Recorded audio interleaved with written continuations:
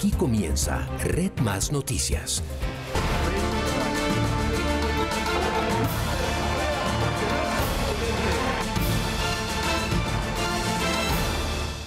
Buenas noches y bienvenidos a esta nueva emisión. Empezamos con la información que hoy se mueve en torno a lo que ha ocurrido en Nueva York.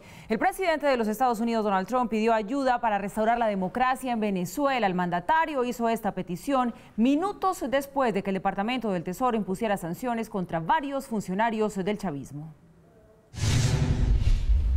Durante el discurso que ofreció en la edición número 73 de la Asamblea General de Naciones Unidas en Nueva York, el presidente de Estados Unidos, Donald Trump, calificó como una tragedia la crisis que atraviesa Venezuela. Por ejemplo, lo que ocurre en Venezuela. Más de 2 millones de personas han huido del régimen socialista de Maduro y sus socios auspiciadores cubanos. Hace no mucho, Venezuela era uno de los países más ricos del planeta. Hoy el socialismo ha llevado a este país a la bancarrota. El socialismo y comunismo han producido sufrimiento y corrupción. Por lo que le hizo un llamado al resto de países que participan en dicho evento. Todas las naciones del mundo deben resistir el socialismo y la miseria que nos trae a todos. En ese espíritu pedimos a las naciones reunidas aquí que se unan a nosotros para pedir la restauración de la democracia en Venezuela. Hoy estamos anunciando sanciones adicionales contra el régimen represivo, dirigidos al círculo íntimo del presidente venezolano Nicolás Maduro y consejeros cercanos. Y es que minutos antes de las declaraciones de Trump, Estados Unidos, a través del Departamento del Tesoro, le impuso sanciones financieras a la primera dama venezolana Cilia Flores y a otros importantes funcionarios del chavismo considerados como cercanos al mandatario. Una nota de protesta a nombre de los pueblos de América Latina y el Caribe. Además de Cilia Flores, el Tesoro estadounidense cobijó con esta medida a la vicepresidenta Delcy Rodríguez, también a su hermano, el vicepresidente de Comunicaciones Jorge Rodríguez, así como al ministro de Defensa Vladimir Padrino López y a otros 2 dirigentes chavistas, José Omar Paredes y Edgar Alberto Sarria Díaz. Las sanciones consisten en congelar los activos que estas personas pueden tener bajo jurisdicción estadounidense y prohibir las transacciones financieras con entidades o personas del país. Pese a que desde 2017 Estados Unidos viene imponiendo sanciones contra figuras del chavismo como el propio Nicolás Maduro y el ex vicepresidente Tarek El Aissami, el Tesoro dejó claro que las decisiones de este 25 de septiembre no son permanentes y que su propósito es cambiar el comportamiento de Caracas. También hoy el presidente Trump se reunió con su homólogo colombiano Iván Duque y Venezuela volvió a ser parte de la agenda. Vamos a Nueva York con nuestra corresponsal, quien tiene más detalles. Laura, buenas noches y adelante. Hola, muy buenas noches. La saludo desde la Organización de las Naciones Unidas. Esta mañana el presidente Donald Trump estuvo reunido con el mandatario colombiano Iván Duque. Él es el único presidente de América Latina con el que sostuvo una reunión y en este encuentro no descartó la posibilidad de una intervención militar en Venezuela. ¿Por qué debería hablar sobre el ejército? Voy a decir, como el presidente Obama, que solía decir exactamente lo que iba a hacer y que después era 10 veces más difícil hacerlo. Declaraciones que surgieron como base del encuentro bilateral con el presidente colombiano Iván Duque, mandatario del país que más migrantes venezolanos ha recibido, llegando a 1 millón, y uno de los países que denunciará ante la Corte Penal Internacional al régimen de Nicolás Maduro. Y ante la pregunta de cómo estaba la seguridad nacional de Venezuela, opinó: es peligroso para su seguridad, es peligroso para la seguridad del pueblo. Es un régimen que francamente podría ser derrocado muy rápidamente por los militares si el ejército decide hacer eso. Pues señaló que el supuesto atentado al presidente Maduro dejó ver que ellos corren de las bombas y no hacia las bombas, que es como debería ser. ¿Vieron cómo los soldados corrieron cuando oyeron la bomba sobre sus cabezas? Ese ejército estaba huyendo. No creo que nuestros Marines salieran corriendo. ¿Qué piensa usted, General Kelly? ¿Sabe qué harían nuestros Marines? Correrían hacia la bomba. En el marco de la Asamblea General, en su versión número 73 de la Organización de las Naciones Unidas, se espera que mañana el presidente Iván Duque dé su discurso exactamente acá y según se presume, él estaría dirigiéndolo al tema de drogas, también al importante tema de Venezuela, a la crisis migratoria y tampoco se dejaría de lado el tema de la aplicación de paz. Desde la ciudad de Nueva York, Laura Sepúlveda, Red Más Noticias. Laura, gracias por la información. Y tras el desplazamiento de tropas venezolanas a la frontera con Colombia, Estados Unidos hizo una fuerte advertencia a Nicolás Maduro. Mientras en la Asamblea General de la ONU el presidente Duque y su homólogo estadounidense Donald Trump llamaban la atención al mundo sobre la crisis de Venezuela, se conocieron estos videos del Comando Estratégico de la Fuerza Armada Nacional Bolivariana desplazándose hacia la frontera entre Venezuela y Colombia. Esta noticia llegó hasta Nueva York, donde el gobierno de Estados Unidos se pronunció a través de su vicepresidente Mike Pence, quien estaba con el presidente Duque en el evento de alto nivel Refugiados y Migrantes de Venezuela hacia una respuesta regional. Cosa que han hecho en el pasado ya. En un esfuerzo obvio por intimidar. Y seré muy claro, Estados Unidos de América siempre apoyará a sus aliados y su seguridad, y el régimen de Maduro más le vale no poner a prueba la decisión e intención del presidente de Estados Unidos o el pueblo americano en este sentido. Estados Unidos fue claro en indicar que defenderá a Colombia. Nosotros apoyamos a Colombia y a todos nuestros aliados en nuestro nuevo mundo por nuestros valores e intereses compartidos. El presidente colombiano, por su parte, agradeció el apoyo a los Estados Unidos en la resolución de esta crisis. Porque nuestro deber moral no es cerrar la frontera, sino permitirles a ellos salir de esa tragedia. Estados Unidos aportará $48 millones para atención humanitaria. El presidente de Venezuela, Nicolás Maduro, aseguró que desea tener un diálogo cara a cara con Donald Trump. También rechazó las sanciones impuestas contra su esposa, Cilia Flores. Luego del discurso de Donald Trump ante Naciones Unidas, Nicolás Maduro le envió este mensaje a su homólogo de Estados Unidos. Yo he visto milagros en la vida. Se diera el milagro de una reunión, una conversación cara a cara entre el presidente Donald Trump de Estados Unidos y el presidente Nicolás Maduro de Venezuela. ¡Ojalá! También rechazó las sanciones impuestas por el Departamento del Tesoro contra su esposa, Cilia Flores. Si ustedes quieren atacarme, atácanme a mí, pero no se metan con Cilia, no se metan con la familia, no sean cobardes. Hoy han sacado un decreto de sanciones contra Cilia. Su único delito, ser mi esposa. El jefe de Estado ofreció estas declaraciones durante un evento realizado con colombianos que viven en Venezuela.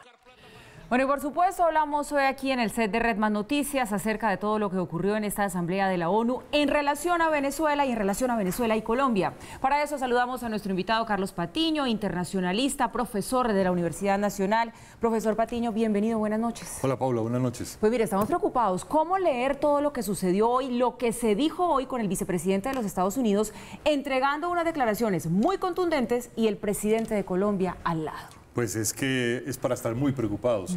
La declaración de Mike Pence es una declaración sin precedentes de los Estados Unidos con respecto a la relación bilateral entre Colombia y Venezuela. Nunca, ningún gobierno, ni demócrata ni republicano, había hecho una declaración de este tipo y de este calibre. Ni en la crisis de 2008, ni en las crisis anteriores, ni en las crisis de la década de 1980, nunca un gobierno norteamericano ha dicho estaría al lado de Colombia en contra de Venezuela. Esto, digamos, cambia completamente el panorama y además el contexto en que lo hace es el contexto de la movilización de tropas de Venezuela hacia Colombia en la frontera con el Táchira, tropas además que parecen ser fuerzas especiales venezolanas, que eso ya le da otro contexto distinto, no son los soldados regulares que habían intervenido o habían ocupado algunos territorios en Colombia. Y esto, si uno lo lee distinto, distinto quiero decir desde el punto de vista realista, no solo la declaración, lo que hay de fondo es que Estados Unidos puede tener información muy seria de cuáles son las intenciones de provocación militar que puede tener Venezuela en este momento. Carlos, todos sabemos que la retórica en la política juega un papel, los hechos juegan otro papel. A veces coinciden y a veces no coinciden la retórica con los hechos. La gente que está allá en sus casas en este momento comiendo se pregunta, hombre, ya hemos oído en el pasado la posibilidad de un ataque de Venezuela y nos amenazan y se van hasta la frontera, se atraviesan la frontera. ¿En este momento hay algo distinto, fuera de la posible información que pueda tener el gobierno de Estados Unidos? ¿Usted ve que el tablero de una posible agresión de Venezuela a Colombia y la consecuente defensa de parte de Colombia, ya sea con Estados Unidos o sin Estados Unidos, que ya eso es otro cantar, ¿usted cree que la probabilidad está más cercana? Esa es una pregunta muy importante, Mauricio. Hay, bueno, frente a dos partes distintas de tu pregunta, la probabilidad y si hay algo distinto. ¿Hay algo distinto? Sí. La declaración de Mike Pence es algo absolutamente distinto, extraordinario.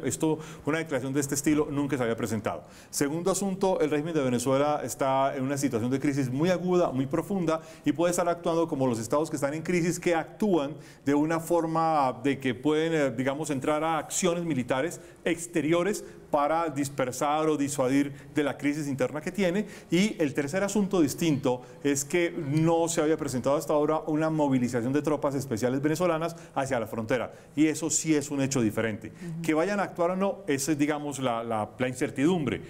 Obviamente para Colombia esto es el peor escenario, y Colombia tiene que rechazar de alguna manera cualquier escenario de intervención militar dentro de Venezuela. Profesor Patiño, en caso de que llegara a darse una intervención por parte de los Estados Unidos, ¿cómo se configurarían esas fuerzas? No solamente en la región, sino a nivel internacional. Se lo pregunto por los apoyos que se sabe le da Rusia y China a Venezuela. ¿Ellos estarían dispuestos a venir a pelearse una intervención de estas? Bueno, esa es una pregunta de la incertidumbre y nadie lo sabe. Y aquí hay que recordar que si bien Venezuela es un régimen aislado, en el contexto de América Latina no está completamente aislado. Conserva un apoyo importante de Bolivia, conserva un apoyo absolutamente sustancial de Cuba y conserva obviamente un apoyo sustancial de Nicaragua. Y detrás de ellos están Rusia y China. Y en el caso de Rusia y China, el apoyo en Venezuela es absolutamente directo. No solamente es un apoyo financiero, sino un apoyo en armamentos y en entrenamiento de tropas especiales. Este asunto, el asunto es que yo creería que es muy poco probable que Rusia y China intervengan en cualquier acción militar que suceda en Venezuela, pero sí son avaladores diplomáticos y políticos frente al gobierno de Nicolás Maduro y frente a cualquier intento de cambio de régimen. Carlos, el presidente Duque ha dicho, por una parte, que no es belicista, que no apoya una intervención militar. Por otra parte, ha propendido y ha defendido que haya una salida institucional para Venezuela. Y lo veíamos en estas imágenes sentado al lado de Mike Pence mientras decía, y vamos a defender a Colombia, y sentado al lado de Donald Trump mientras hacía chistes sobre lo ridícula que es el ejército venezolano y lo fácil que sería derrocar a Nicolás Maduro. Si usted fuera Iván Duque, ¿qué tipo de política tomaría en este momento? ¿Tratar de distanciarse un poquito de Estados Unidos? Cosa difícil, por supuesto. ¿O terminar ahí al lado mientras Estados Unidos dice, vea, ¿sabe qué? Yo voy a enfrentarme a Venezuela y de por medio tengo este pollito que se llama Colombia y lo voy a defender? A ver, Mauricio, con ese pollito... ¿No le parece una imagen parecida o no? Es que me tengo que reír porque es absolutamente una descripción perfecta, además con la imagen del pollito. Pero la verdad es que la posición de Colombia, la única que puede tomar es la que en últimas está haciendo Iván Duque, que además hay que decirlo, es la posición que hereda de Juan Manuel Santos. Colombia no puede avalar una intervención militar, pero Colombia además frente a una agresión militar tampoco tiene cómo defenderse. Ojo que esto es muy importante. Por más que se rían del ejército de Venezuela muchísimos por la crisis, por la indisciplina, por lo que pueda pasar, Venezuela tiene un equipamiento militar contra el que Colombia no tiene ninguna capacidad de defensa. No tenemos baterías antiaéreas, Bogotá no tiene una sola batería antiaérea, no hay radares operativos, más de unos muy pocos y digamos con una operatividad muy limitada. La capacidad del equipamiento militar no es de disuasión estratégica internacional, nuestro equipamiento militar es básicamente de uso interno y los aviones más fuertes que son los Kafir pues no tienen la capacidad que tienen los aviones Sukhoi. No podemos caer tampoco en un debate digamos sofista, decir que Venezuela no tiene con qué movilizarlo, no tiene tropas, no hay pilotos, etcétera. En una condición militar hay que tener claro que el riesgo parte de quien tiene los equipos y el entrenamiento para actuar. Y Venezuela tiene los equipos y tiene teóricamente el entrenamiento para actuar. Ahora, Colombia no puede y no debe participar en una intervención militar. La crisis para Colombia sería mucho mayor. Sin intervención militar ya tenemos una crisis humanitaria absolutamente compleja. Con una intervención militar el asunto se vuelve prácticamente inmanejable para Colombia, mucho más cuando tenemos varios miles de kilómetros de frontera, tenemos varias ciudades de frontera en situación grave, Cúcuta, Arauca. La situación de Arauca es absolutamente vulnerable y la situación de los llanos orientales es absolutamente vulnerable para Colombia. Profesor Patiño, con esa salvedad que usted nos hace acerca de cuál es la capacidad de defensa que tiene Venezuela, ¿cómo interpretar entonces la reacción que ha tenido Nicolás Maduro? Además, después también de que se le sigue cerrando el cerco, vienen más sanciones que ya incluyen incluso a su esposa, y él dice, yo quiero hablar con Donald Trump. ¿Está asustado Nicolás Maduro? Yo no sabría decir si está asustado, pero creo que está buscando una especie de salida al estilo Kim Jong-un, tratando de buscar una especie de alternativa diplomática directa con el presidente Trump, tratando de disuadir al gobierno norteamericano para mostrar que Venezuela no es ni un peligro ni es un desastre y que quizás podría tener una negociación directa. Esto lo digo porque la conversación entre Donald Trump y Kim Jong-un de manera directa sentó un precedente para lo que algunos llamarían los regímenes, digamos, criminales o los regímenes que son criticados por ser fraudulentos en el contexto de la comunidad internacional, y esta es, digamos, una estrategia diplomática que para estos regímenes apareció después de la conversación con Kim Jong-un. Muy bien, pues profesor Carlos Patiño, como les contábamos, experto en temas internacionales, profesor de la Universidad Nacional, muchas gracias por haber estado hoy aquí dándonos luces acerca de todo lo que sucedió hoy y que claro que sí, genera un escenario de incertidumbre para todos los colombianos. Muchas gracias, Paula, muy amable. Buenas noches. El Congreso ya está, o mejor, en el Congreso ya está un proyecto de ley que buscaría congelar los bienes que puedan tener en Colombia los dirigentes venezolanos del chavismo, quienes podrían estar relacionados con delitos de narcotráfico y corrupción. Así lo está solicitando Rodrigo Lara, proponente de la iniciativa. Se estima y se sospecha que en negocios de finca raíz y en otras actividades fluye este dinero en efectivo proveniente de la tiranía de la dictadura de Nicolás Maduro. Por eso presenté un proyecto de ley que ordena a la UIAF investigar los posibles activos o transacciones de 50 miembros de la cúpula de Nicolás Maduro. En Antioquia fueron rescatados por el ejército 17 trabajadores de EPM que habrían sido retenidos por integrantes del Clan del Golfo el pasado sábado, esto en el municipio de Zaragoza. Según las autoridades, los criminales pretendían pedir dinero por el rescate. 17 trabajadores de la empresa de energía EPM fueron rescatados por el ejército en el municipio de Zaragoza. El secuestro de los funcionarios se produjo cuando adelantaban labores técnicas en el corregimiento El Pato. Llevaban 2 días allí una cuadrilla de EPM haciendo algunos arreglos en las instalaciones, en el tendido eléctrico. Fueron abordados por unos delincuentes, los cuales les dijeron que de ahí del corregimiento de la vereda no se podían mover sin que la empresa cancelara una suma de dinero que desconocemos. Según las autoridades, a los trabajadores de EPM les fueron decomisados sus equipos celulares, dejando un solo dispositivo para exigirle a la empresa de energía sumas de dinero. 2 personas fueron capturadas en medio de un enfrentamiento armado entre el ejército y el Clan del Golfo. Sostienen combate con los delincuentes. En plena calle de ahí del Pato se presenta un combate. Producto de ese combate son capturados 2 delincuentes, uno de ellos herido. Cerca del lugar, las autoridades encontraron 35 fusiles, 84 kilos de explosivos y 8.000 cartuchos pertenecientes al Clan del Golfo. Y tal como lo anticipó Red Más Noticias, Omaira Rojas, más conocida como alias Sonia, finalmente llegó a Colombia tras cumplir una condena en Estados Unidos por cargos de narcotráfico cuando era guerrillera de las FARC.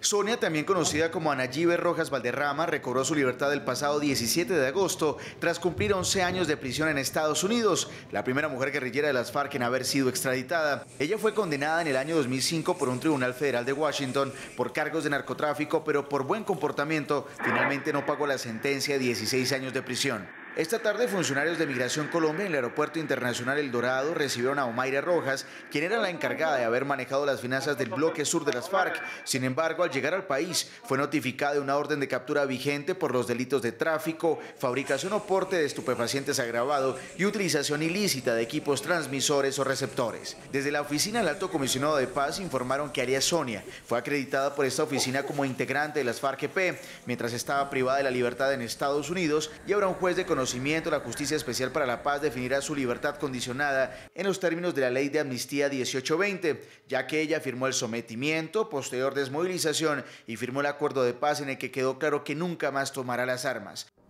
Y mucha atención a esta información. Delincuentes están acechando las salidas de colegios en Bogotá para raptar a estudiantes y después cobrar por su rescate. Así lo denunció un padre de familia de una institución en Suba.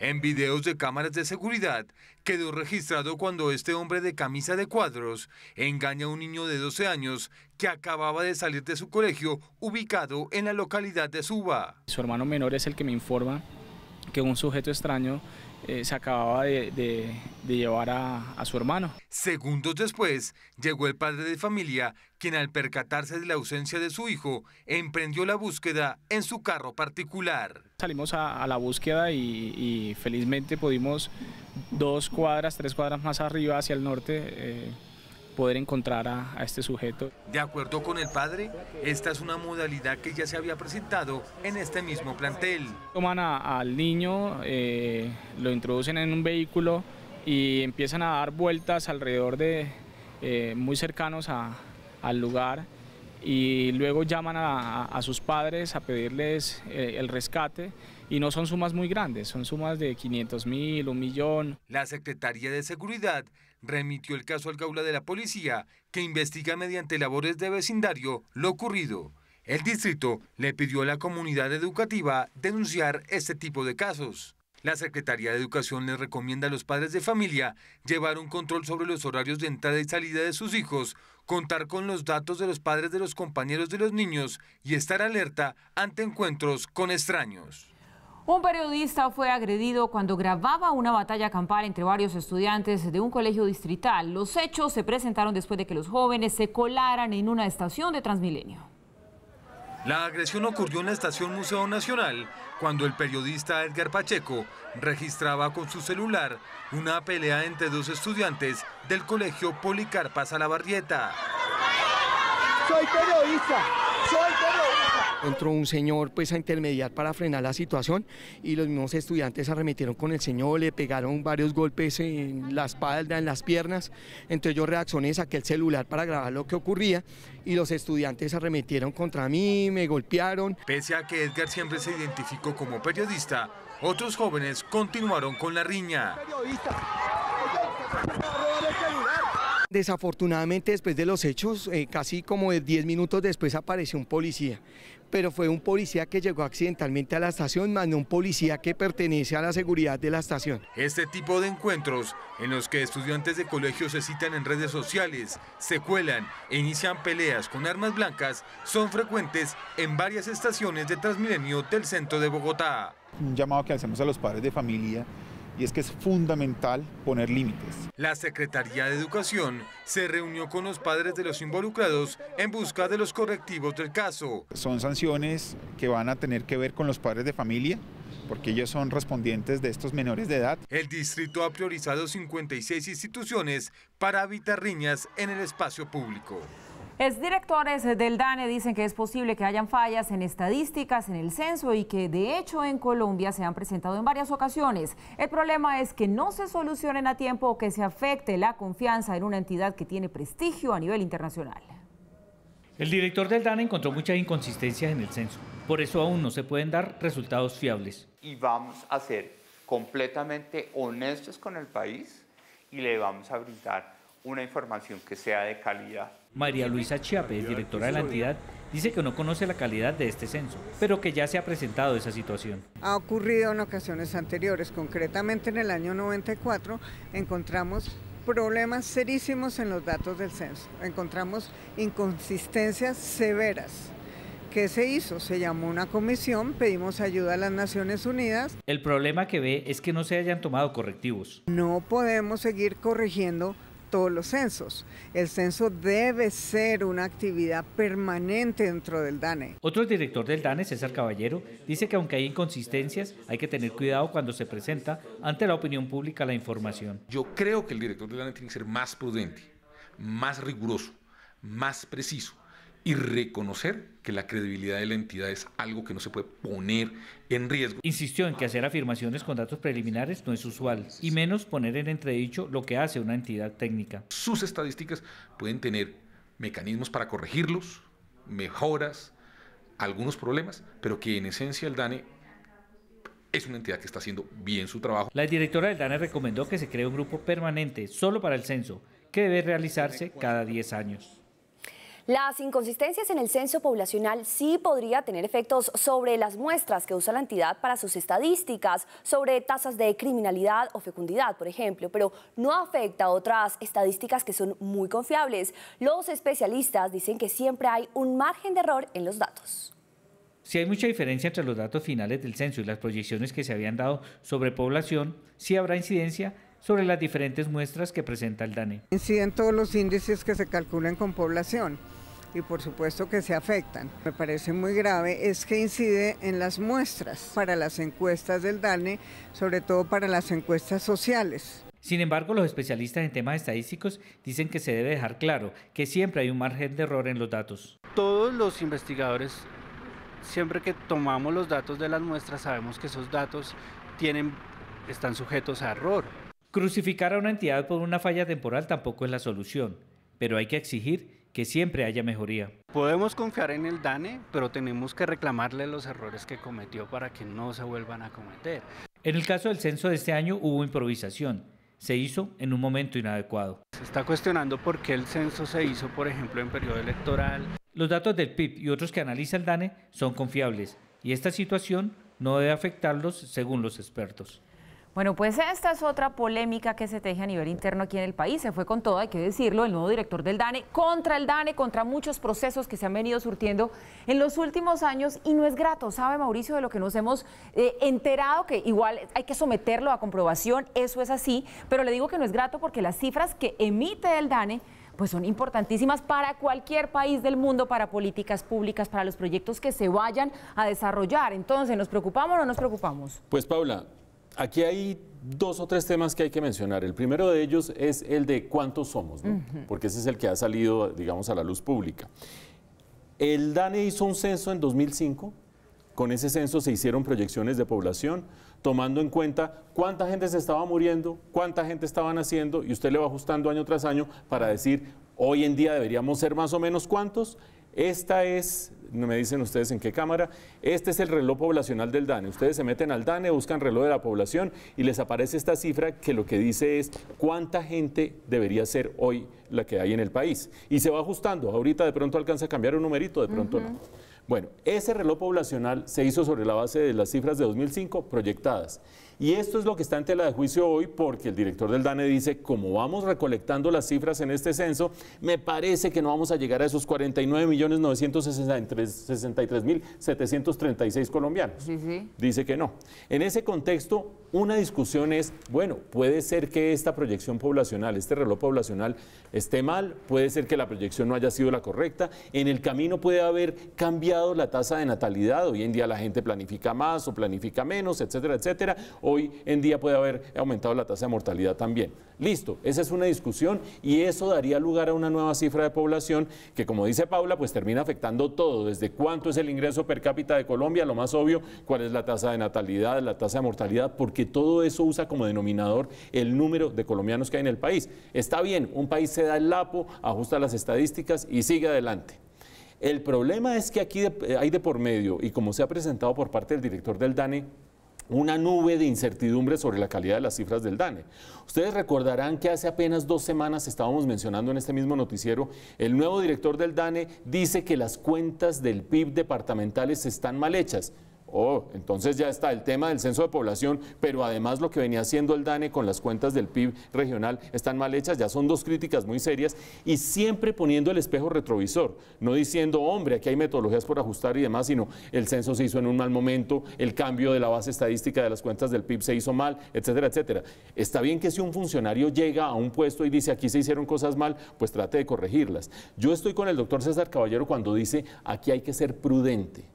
Porque quien vela por las estadísticas de un país, vela por su credibilidad en la inflación, en el desempleo, en las distintas variables que el mundo entero observa para decir, confío en esa economía, hago una negociación de tal estilo, vamos por el salario mínimo de tal otra manera.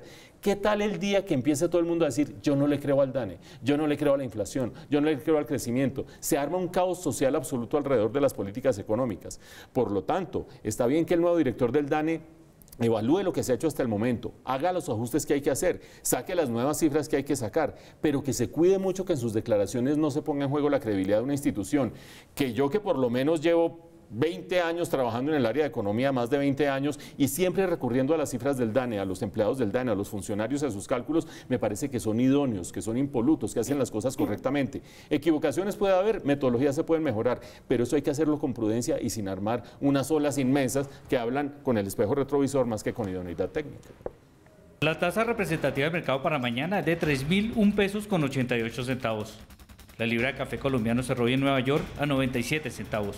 El petróleo Brent se negoció hoy en $81 con 54 centavos el barril. El índice de capitalización de la Bolsa de Valores de Colombia se redujo 0,25% a 1.488 unidades. La cifra son los 2.169 millones de dólares de inversión extranjera que espera Bogotá este año.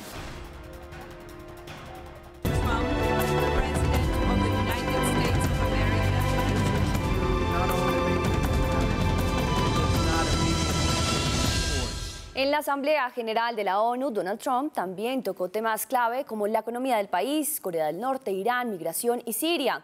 Un momento confuso se registró cuando se detuvo por unos instantes debido a las risas en el salón. Donald Trump llegó a su segunda intervención en la Asamblea General de la ONU como presidente de Estados Unidos, donde inició ofreciendo un balance. En menos de 2 años, mi administración ha conseguido más que casi cualquier otro gobierno en la historia de Estados Unidos. América es verdad. America's so true. Se rompió el hielo y siguió con su discurso. No esperaba esa reacción, pero está bien. Economía, uno de los primeros temas de Trump. La economía estadounidense está creciendo como nunca antes desde mi elección. Creemos que el comercio debe ser justo y recíproco. De los Estados Unidos no se aprovecharán más. Destacó los avances con Corea del Norte. Los misiles y cohetes ya no vuelan en todas las direcciones. Las pruebas nucleares se han detenido. Algunas instalaciones militares ya están siendo desmanteladas. Nuestros rehenes han sido liberados. Hizo también referencia al régimen iraní. Pedimos a todas las naciones que aíslen a Irán mientras continúe su agresión. Y le pedimos a todas las naciones que apoyen a la gente de Irán mientras luchan por reclamar. Sobre la crisis en Siria aseguró: pero tengan la seguridad de que Estados Unidos responderá si el régimen de Al-Assad despliega armas químicas. Un discurso marcado por el patriotismo y defensa de la soberanía. Estados Unidos está gobernado por estadounidenses. Rechazamos la ideología del globalismo y adoptamos la doctrina del patriotismo. 130 líderes y jefes de Estado en Nueva York que permanecen en la Asamblea General de la ONU en su edición número 73. Bueno, y tenemos que volver a esta hora a hablar de Trump, Mauricio, el hombre del día.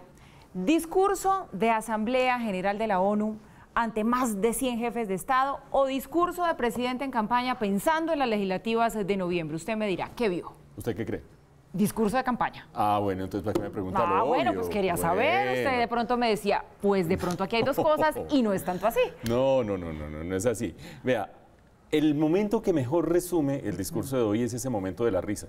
Es decir, ni él mismo se cree la seriedad de lo que está diciendo, ¿o no? Sí, un momento muy divertido, la verdad. No solo porque sea chistosito el momento, sino porque resume un poco el tono de todo el discurso en medio de la Asamblea de Naciones Unidas. Primer punto. Él iba a hablar de segundo y llegó tarde, o sea, típica actitud de quien no, que estoy muy ocupado y no sé qué, llegó tarde. Tuvieron que pasar a Lenín Moreno del tercer turno al segundo turno, señor. Lenín Moreno en silla de ruedas mientras llega Trump y no sé qué, bueno, todo ese aparataje y parafernalia tan complicada. Después, empieza, como usted bien dice, frente a más de 100 jefes de Estado y empieza diciendo, desde que yo estoy aquí, la economía gringa ha crecido, no sé cuántos y sé qué. Frente a jefes de Estado que pretenden hablar del mundo, de la política internacional y empieza a hacer su recuento de cómo le ha ido al país desde que él está allí. Discurso de campaña de presidente en busca de reelección. Tercer elemento, se enfrenta a la Asamblea de Naciones Unidas, el organismo multilateral por excelencia, el organismo que busca como que haya una armonía global y que haya unas normas mínimas globales que mantengan el orden.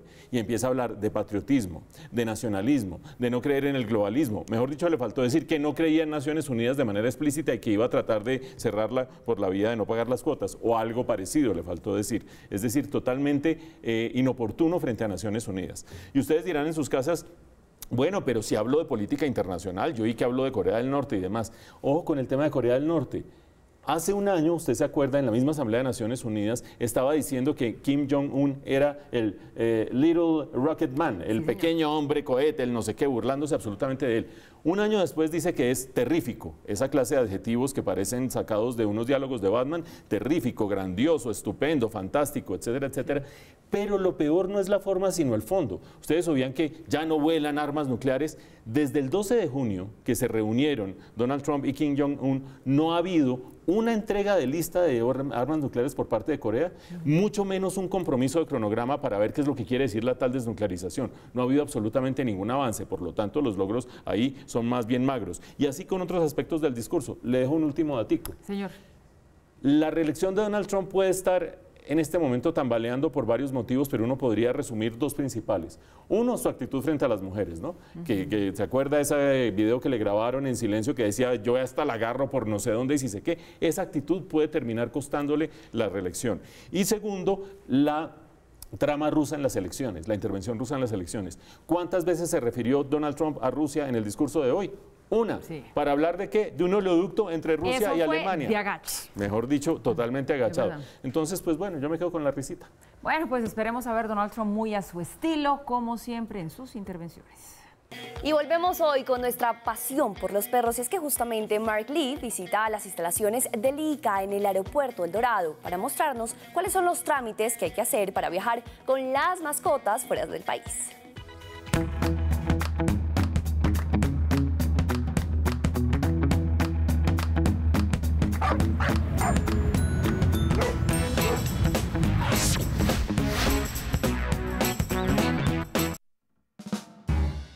Hoy les vamos a contar desde el aeropuerto El Dorado, en la oficina del ICA, qué es lo que ustedes tienen que hacer para que también viajen con sus mascotas. Yo ya lo estoy haciendo, así que dejen los mitos, está muy fácil. Vamos a verlo. La raza, el color, el sexo es lo que nosotros vamos a verificar y que lógicamente no presente heridas, que no presente algún proceso especial que de pronto restrinja su salida del país.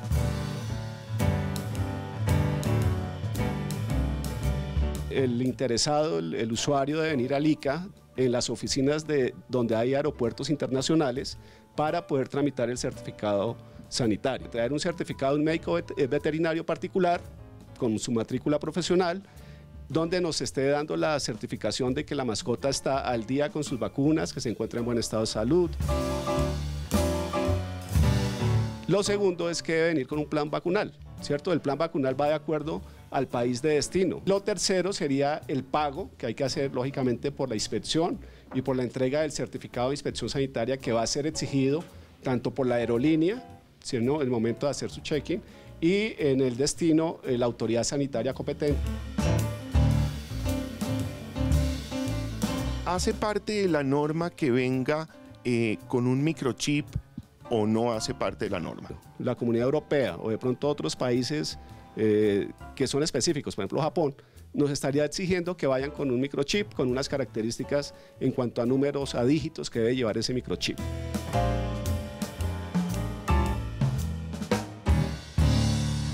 Nosotros aquí verificamos que realmente corresponda a esa identificación. En el resultado de la prueba de anticuerpos contra la rabia va la identificación del animal que corresponde a este microchip y es el que nosotros vamos a verificar. Me ha ido maravilloso, el equipo de ICA es una maravilla, facilita muchísimo las cosas, los permisos del veterinario es muy importante que los tengan al día, que todos los papeles que les pide el ICA los traigan al pie de la letra para así agilizar los procesos y que no haya ningún problema al momento de viajar con sus mascotas. Y si ustedes necesitan más ayuda, ya saben que solo tienen que escribirme pasionporlosperros@redmasnoticias.com. Yo tengo pasión por los perros.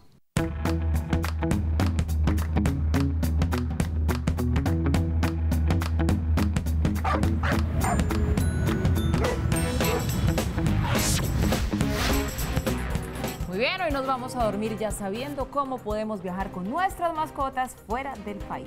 Llegamos al final de esta emisión. No olviden mañana aquí en nuestro canal desde las 6 de la mañana toda la información y las noticias con Darío Arismendi y su equipo en la alianza de Caracol Radio y Red Más Noticias. Lo mejor de la radio, lo mejor de la televisión. Gracias por su compañía. Que descansen y nos vemos mañana.